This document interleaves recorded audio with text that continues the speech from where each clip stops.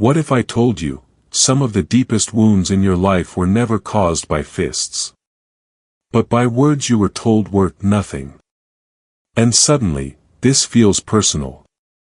Because it is. You keep replaying conversations. You doubt your memory. You blame yourself for reactions that felt uncontrollable. And no one ever taught you that this was emotional abuse. Let me show you the patterns you missed, and how to take your power back. Number 1.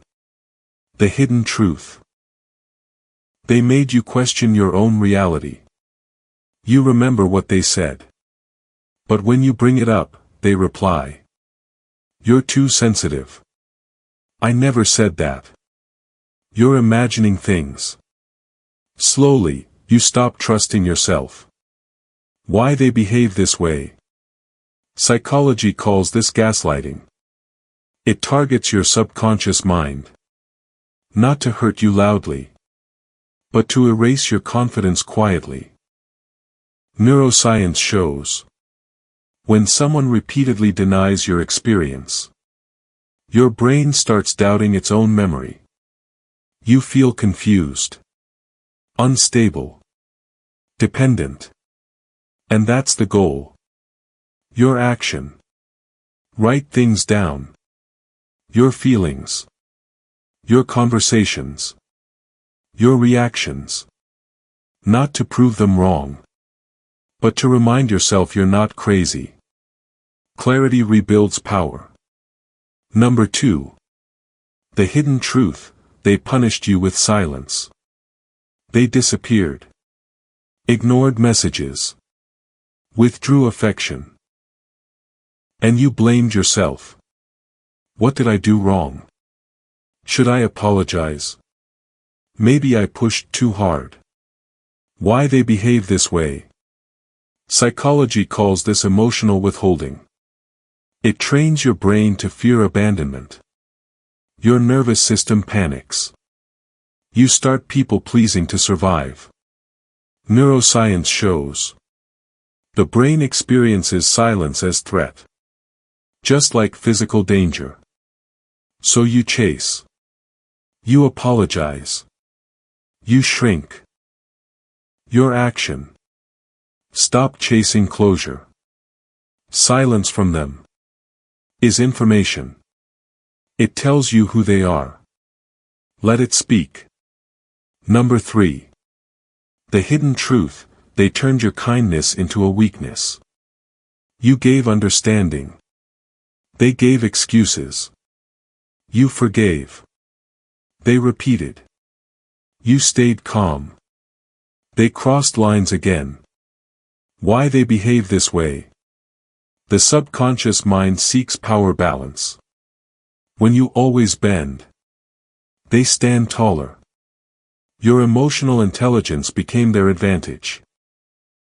Not because you're weak, but because you're empathetic. And empathy, without boundaries, becomes self-destruction. Your action. Stop over-explaining. Say, "That's not okay with me." And stop there. No justification. No debate.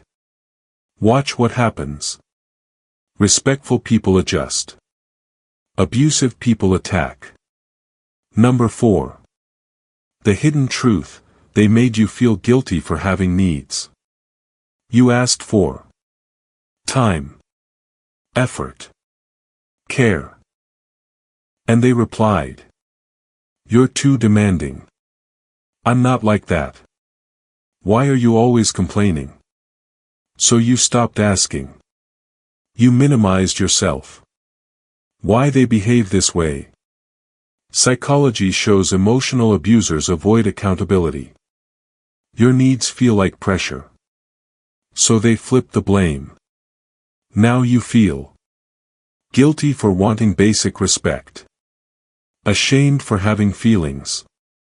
Your action. Normalize your needs. They are not too much. You were just asking the wrong person. Number 5. The hidden truth, they controlled you without raising their voice. No yelling. No insults. Just sarcasm. Eye rolls. Small comments. Wow, you're really wearing that? Must be nice to have free time. You always overthink. Slow cuts. Deep wounds. Why they behave this way? Neuroscience calls this microaggression. Tiny emotional jabs that slowly rewrite your self-image.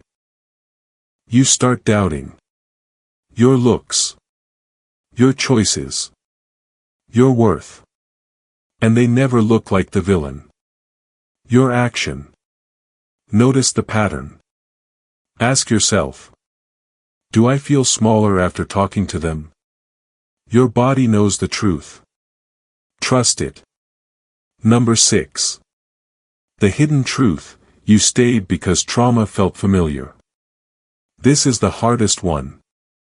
You stayed. Not because it was healthy, but because it felt normal. Maybe you grew up around criticism, coldness, unpredictability. So your subconscious mind learned. Love feels like anxiety. Why they behave this way? Psychology shows we repeat emotional patterns until we become aware of them. Not because we want pain, but because it feels known. Your action.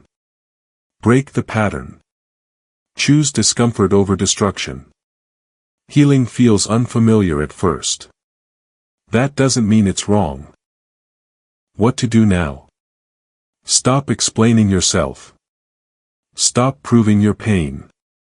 Stop waiting for them to change. Your clarity is enough. Distance is not punishment.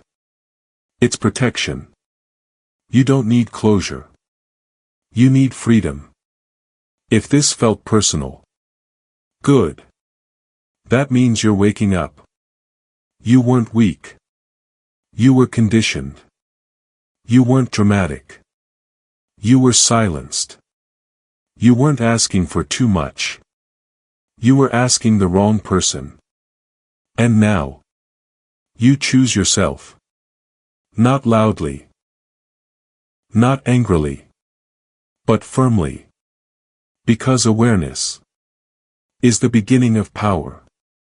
And once you see the pattern, you can never unsee it.